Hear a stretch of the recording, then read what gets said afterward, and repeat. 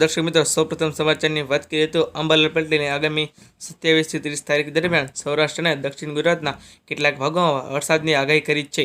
અંબાલાલ પટેલે જણાવ્યું કે પશ્ચિમ બંગાળ, બિહાર અને ઉત્તર ભારતના ભાગમાં વાવાઝોડાને લીધે ભારે નુકસાન થશે. અંબાલાલ પટેલે જણાવ્યું કે રોહિણી નક્ષત્રમાં સૌરાષ્ટ્રના અનેક ભાગોમાં વરસાદ થવાની શક્યતા રહેશે.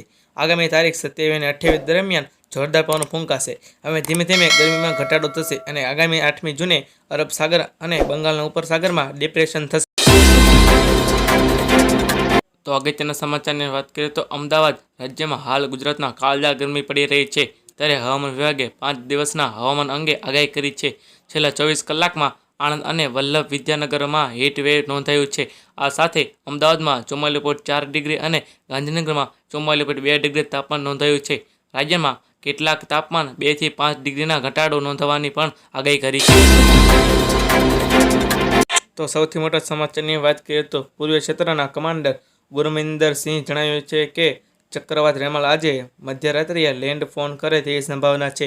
IMD અનુસાર લેન્ડફોલ સમયે પવન ગતિ 120 અને 130 કિમી પ્રતિ કલાકની રહેશે. હાલમાં કોલકાતા શહેરના કેટલાક વિસ્તારોમાં વરસાદ પડી રહ્યો છે. બંગાળના રાજ્યપાલે લોકોને ચક્રવાતને લઈને સાવચેત રહેવાની સલાહ આપી છે. SOPનું પાલન કરવા પણ વિનંતી કરી છે. ગવર્નર ડોક્ટર શ્રી આનંદ બોઝે જણાવ્યું હતું કે તેઓ પરિસ્થિતિ પર નજીકની નજર રાખી રહ્યા છે અને તેનો સામનો કરવા માટે રાજ્ય અને કેન્દ્રીય નિષ્ણાતોનો સતત સંપર્કમાં છે.